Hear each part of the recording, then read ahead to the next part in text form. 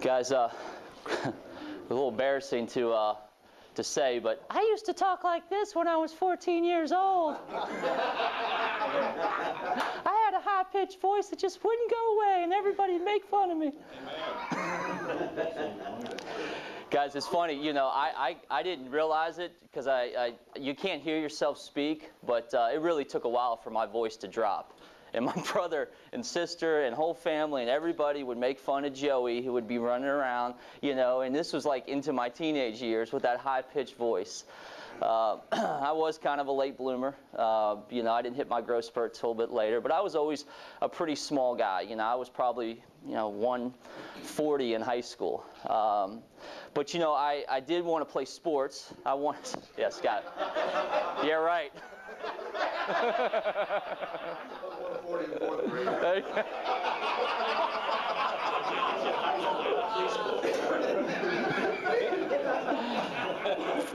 Some guys start earlier than others.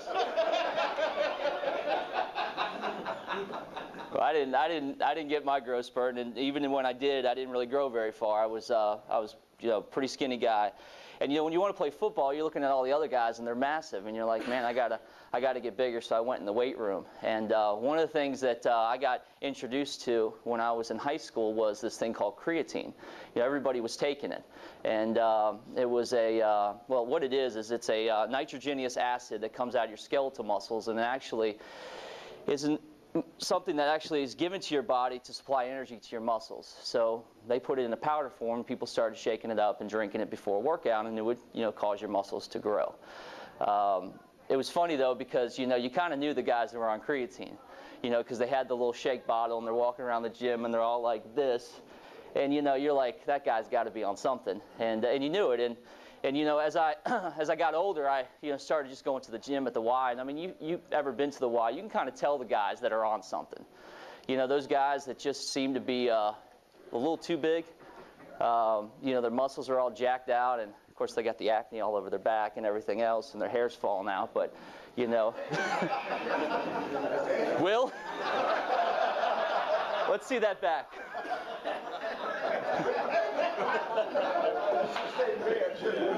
Man, I'm going to get everybody today. We're getting there.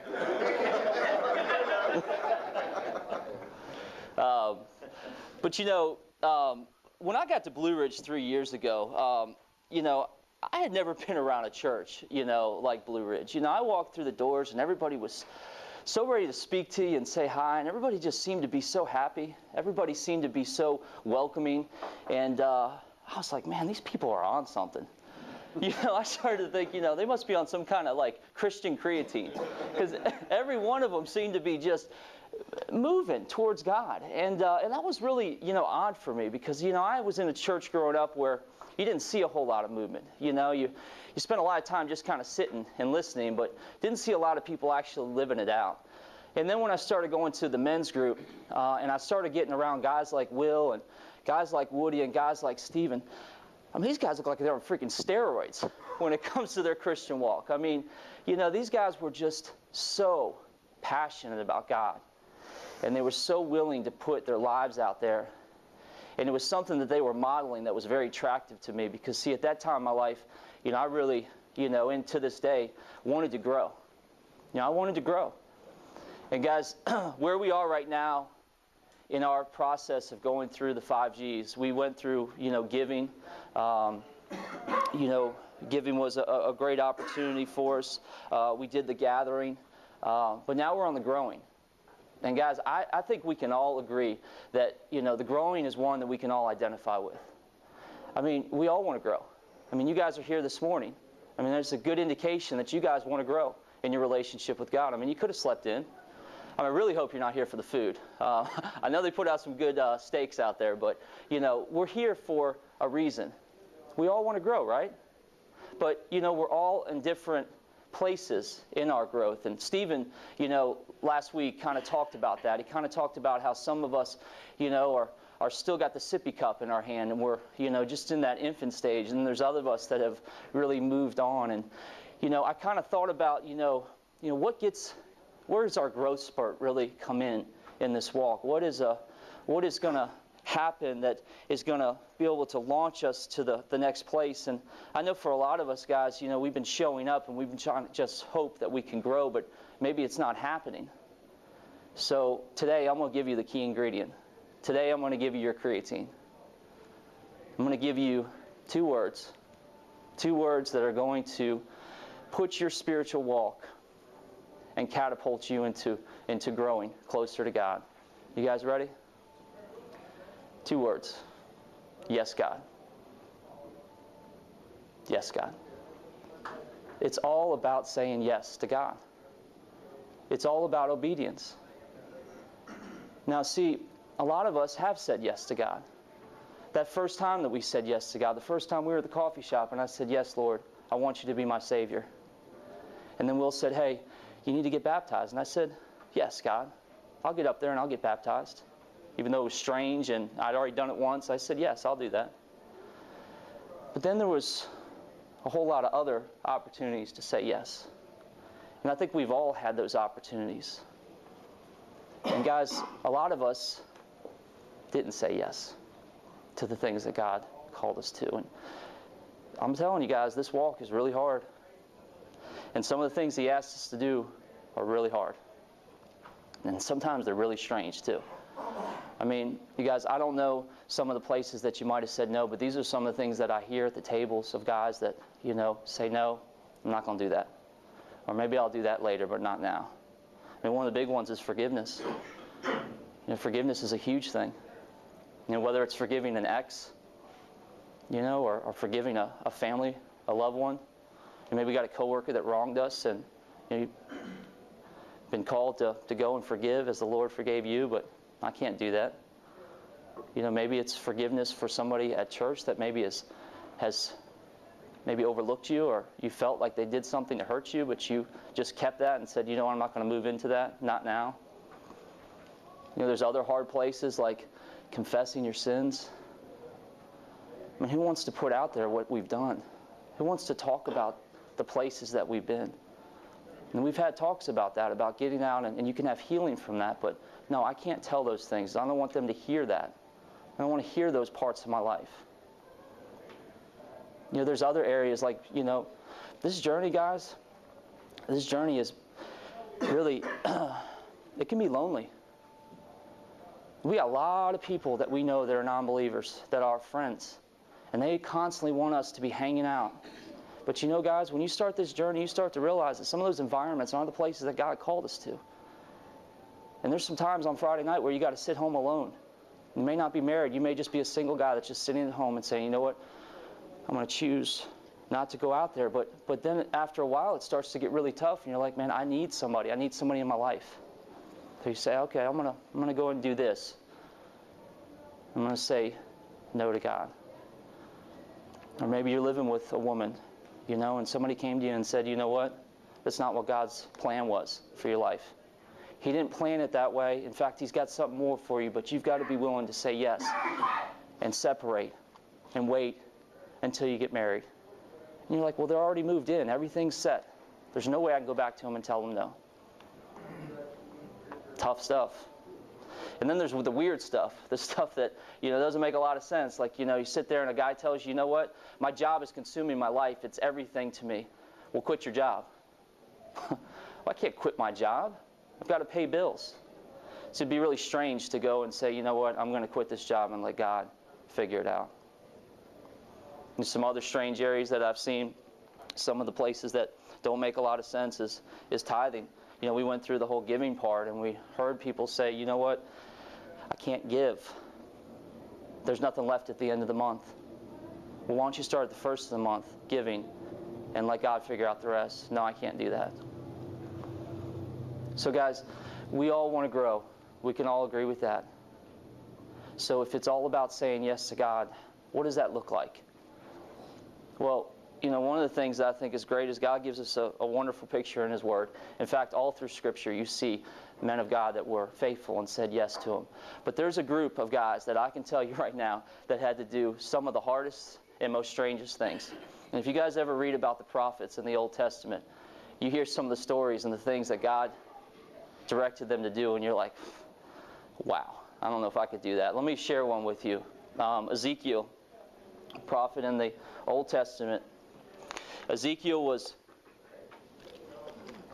directed by God, and this was God's way of getting a message across to the Israelites that he was going to come and siege Jerusalem. He was going to come in and destroy Jerusalem, and he was also going to destroy Judah. And it was going to come in time, but he wanted to send a message to them, a warning to them of what they can expect if they don't turn their hearts back to God. And this is what he asked Ezekiel to do. He asked Ezekiel to lay on the ground on his side for as many years as they are going to sin. 390 days. God asked Ezekiel to lay on the ground. Now picture yourself right now laying on the side of the ground out here for 390 days. How strange is that? But Ezekiel did it. And then God said, you know what, I want you to show them, what they're going to do, what kind of sin and how unclean they're going to be. And what he asked Ezekiel to do was something that Ezekiel really didn't want to do. See, Ezekiel was a priest, and he followed the Old Testament commandments that he was not going to be unclean. But God asked him to take his own excrement, his own crap, and use it as fuel to burn food as he laid there on the side of the road. How strange is that? But Ezekiel did it. And then after all that, he asked Ezekiel to shave his head. Now, Will, Mike, you guys wouldn't have a problem with this. Steve. But for him, it was a sign. It was a sign of embarrassment. It was a sign of really what he wanted to do was humble the Israelites. He wanted them to see and turn their hearts back to him. So he used him to send a message. And see, what I found, guys, as I read through Ezekiel and I've read about some of the other prophets, is God does some really strange things to send the message. To send a message of who he is and what he's looking for from us. And see, guys, even to this day, right now, God is trying to send a message to us. And he does that, and he models that through other people. I saw that in Woody. I saw that in Will. They modeled obedience. They modeled this, which affected my life. And I was able to see God more clearly. And there's other people that are doing that around Blue Ridge. And there's a guy that I want to bring up here to you now. He's a guy that I've met now for, a couple years. And about a year ago, I heard a pretty strange story. Pretty strange story of some really radical things he had done in his life. Some radical places where he said yes to God. And what I want to do is get Tim up here now, and he can share that story with you.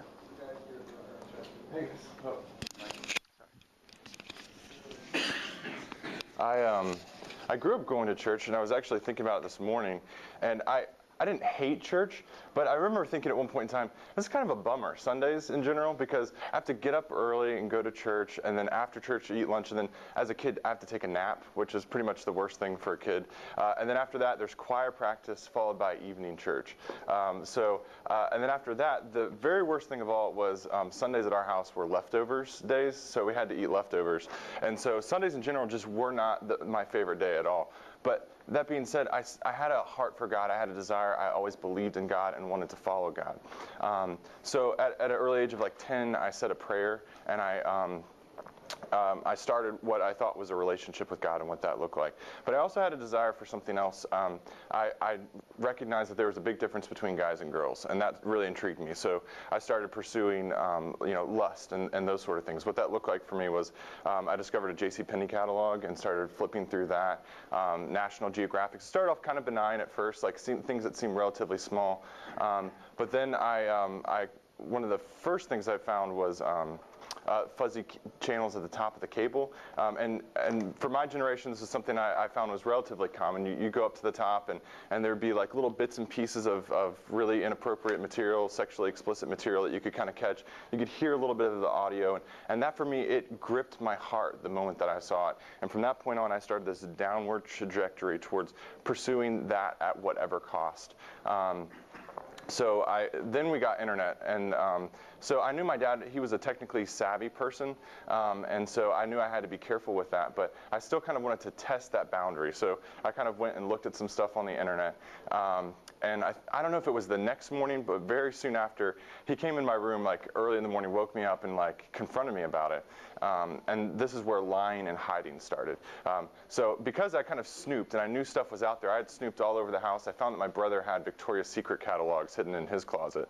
So as soon as my dad asked me, hey, have you been doing this? I did some creative, what I called creative truth-telling. And so I diverted attention to my brother in the Victoria's Secret catalog and his thing. So what that started was this just pattern of hiding and lying and moving more and more towards this stuff. So I got creative with my online activity, and so I would find ways to get around the content monitoring that my dad had. I started doing like explicit chatting with other people and stuff like that. And again, it began to consume my life more and more.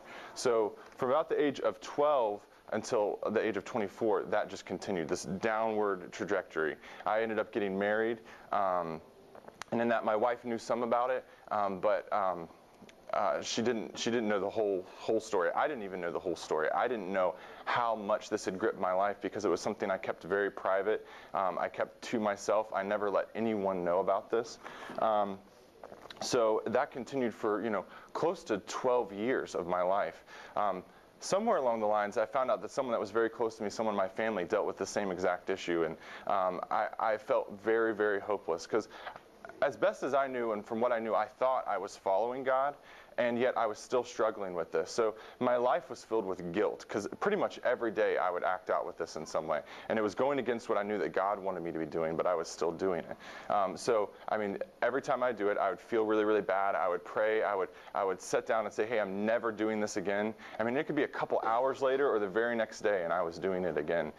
So things just felt extremely, extremely hopeless. I got to the point, this was before I got married, that I sat down with my wife and soon-to-be wife. We weren't quite engaged at that time, and I tried to break up with her because I was like, hey, I'm just going to give up, and I'm giving into this because it's hopeless. I mean, I did not have any hope for freedom from this. I thought my life was just going to be trapped in this for the rest of my foreseeable future. So that continued into marriage. I made a really bad decision to start my own business, quit my job, and so I was at home doing that while my wife would go out to work, and she was a nurse, so she would work 12-hour days. And so being alone by myself, things started not going well with the business, and so I have all day by myself. And so what started happening was I just spent all day looking at pornography. Like I said before, I'm not a morning person, so my wife would get up at like 6, she would leave at 6:30 in the morning, and I would get up then and then start looking at pornography all day until, about 6:30, when she'd get home at 7, I would try to kind of stop and then maybe make the bed or do some dishes or something like that, and try to make it look like I had done something that day. That continued on for months, and again, just started to feel very, very hopeless and out of control at that point. And so my wife, she had some sort of conversation with me. It was always very vague because there was some dysfunction between us, and I knew that something was wrong. I would always assume guilt for any time that she was upset that it had to do with something that I had done with this stuff. So that happened. I was like, well, I at least need to start taking some steps toward this. So I started showing up to Celebrate Recovery at Blue Ridge, which is a 12-step Christ-centered recovery sort of thing, and started doing that. Before I came to that, I was able to get about 2 months of sobriety, like not looking at pornography, not acting out, not masturbating, those sort of things for about 2 months. And I thought I was healed at that point. I was like, I'm good, and I can start helping other guys with this. I'm like going to cure the world now because I've gotten 2 months of sobriety. Well, before I think I probably showed up to CR for the first time, that had messed up, and then I started the cycle of not being able to find any sort of freedom still. But I was showing up. I started showing up. I mean, I'd been going to church the whole time, but I started now showing up to CR on a pretty regular basis. And that went on for about 8 months or so, and I was kind of off and on with that because I would get really discouraged because at this point, the 12 years leading up to this, I had felt bad about it, but I hadn't really been taking steps towards it. So now I actually started taking steps towards it, and things still weren't working. And in fact, in some ways, I felt like things were getting worse. So I felt even more hopeless because I was like, well, now I'm doing everything that I know to be trying, and it's still not working. One morning, I was supposed to be up for a meeting at work, and I started looking at pornography, and I would kind of always, and this is how you know you have a problem, is like, I'm like, all right, I'm going to stop in 10 minutes. Well, 10 minutes comes, I'm like, well, I'll stop in another 10 minutes. Well, I can still go if I don't get a shower, and I can just kind of rush over there, and then the meeting time comes and passes, and I miss that meeting. And so at that point, I was just feeling really, really hopeless. And I made a really bad decision, a decision that hurt people. I was like, I'm just going to go get away and talk with God. So I packed up some stuff. I was going to go camping. I left a note for my wife. She was not very happy when she got home and found that. It's not a recommended idea.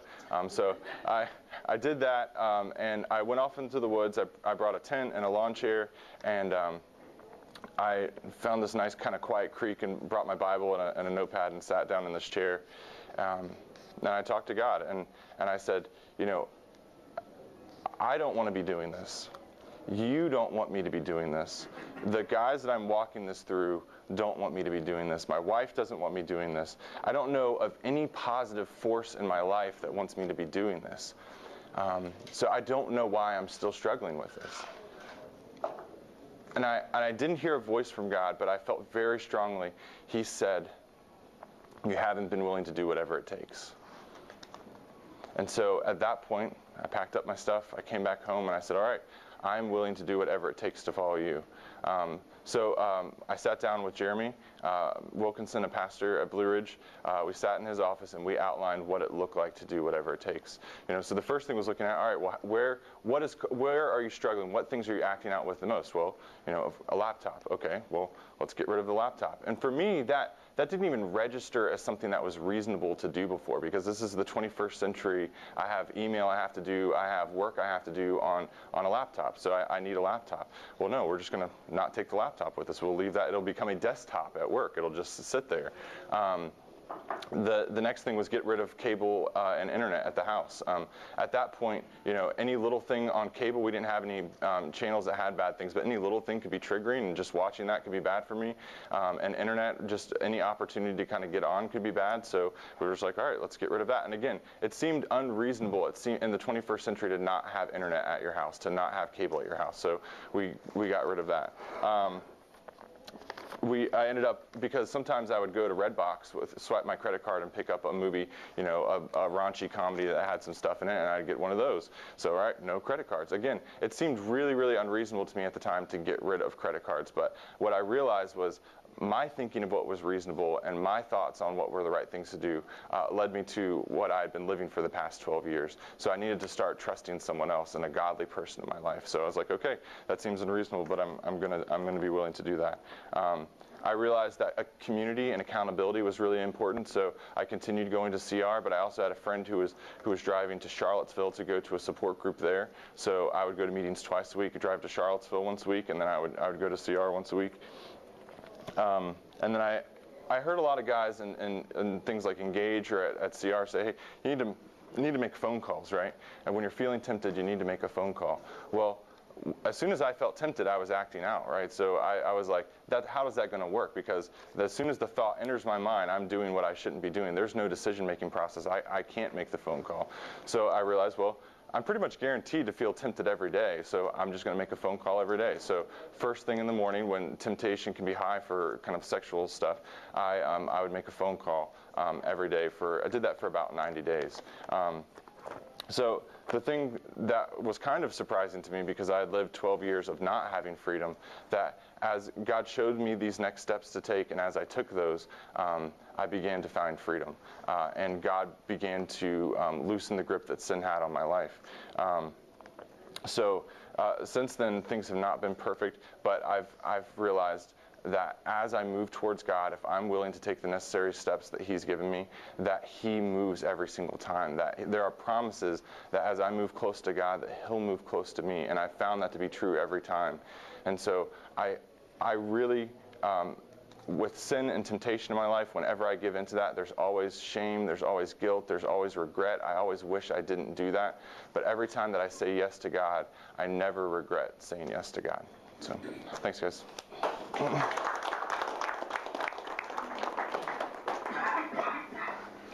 Guys, what Tim won't tell you.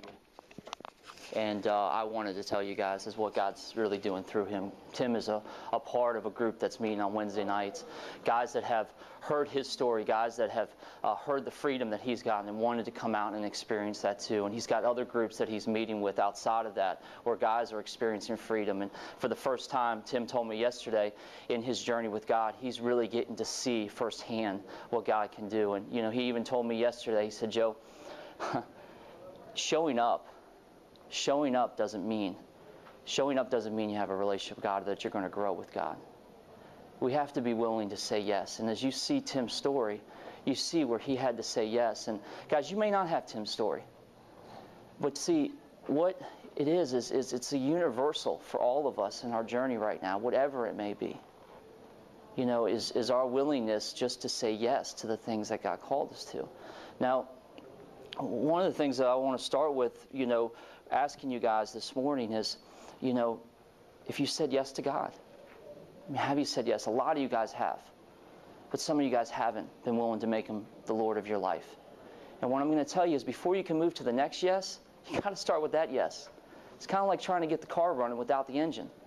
It's just not going to happen.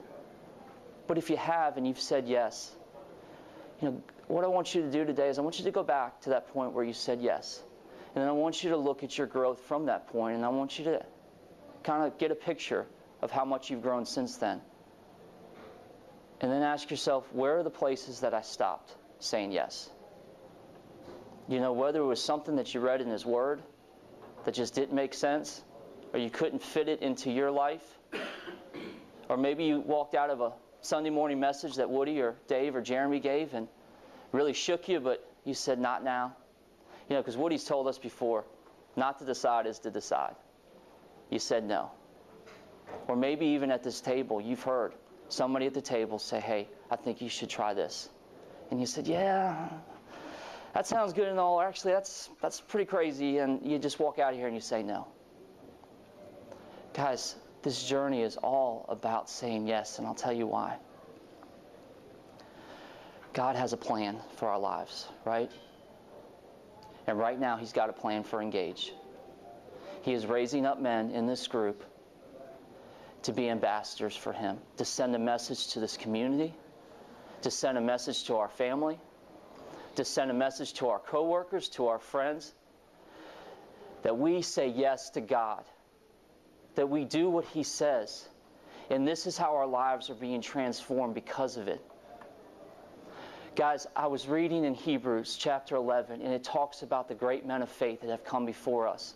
Guys like Noah, that spent years and years building this ark and stayed faithful to God. Guys like Abraham, who left everything to follow God. Guys like Moses. All these men that have come before us. And then it goes on to say in chapter 12, it says, therefore, since we are in a great cloud of witnesses, let us throw off everything that hinders and all the sin that entangles. And let us run with perseverance the race marked out for us. Guys, we got invited to the race. We got invited to the race. This is our generation to show the next generation what it's supposed to look like. And there's a group of believers and saints up in heaven right now cheering us on. Saying, yes, you can say yes to God. You can trust Him. We have seen lives transformed in this group, guys. We've seen it. We need to send the message to the rest of the guys that we are guys that are willing to say yes to God. So this morning, what I want you to do is I want you to take some time at your table to think about where you've said no in your life to God. Maybe it was something really hard He asked you to do or something really strange and you just couldn't get your head around it. Would you be willing to say yes to Him this morning? Now, see, the thing about Tim's story is it's universal for us. See, what Tim did was he went and he asked somebody for help with this. He knew he couldn't do it alone. And that's what we talked about gathering, is that we could get together and we could help each other. We could help each other through these tough things, and we could hold each other accountable. You know, and that we could work through some really tough stuff together. So if you've got a place where you need to work it out at your table today. And then I put a card on your table, and I want you just to write, yes, God, I will. And whatever it is. Whatever it is you've said no to. And I want you guys to take that card with you, and I want you guys to exchange numbers with each other, and I want you to reach out to each other and help each other walk through this thing. Because, guys, we don't want to be walking around with a bunch of sippy cups in this group, do we? No, we want to grow.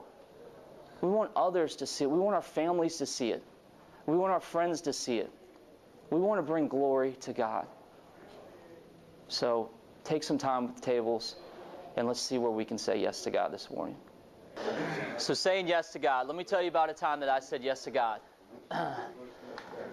Sorry, I'm good at interrupting people. I said yes to God. I got into trail running. I loved it. I loved every bit of it. You know, I got the shoes. I got to run out with the guys in the mountains. I got to be a part of these races. I got better at it. I got these races completed, and I went on to the next race. And I had trained all year long to run this race. It was a 100-mile race. May sound crazy, but to me, it was realistic. I mean, I'd already done a 50-miler and a 60-miler, and I thought this was going to be my next thing. And it was great because, you know, the date on it, there was nothing really blocking it, nothing in the way. It was all ready to take place. And then about 3-4 weeks before the race, come to find out, my wife and a few guys in Engage were getting baptized a few weeks before this race. And very unlike Blue Ridge, they changed the date, and they moved it to the weekend of my race. Well, guys, for me, it wasn't an easy decision.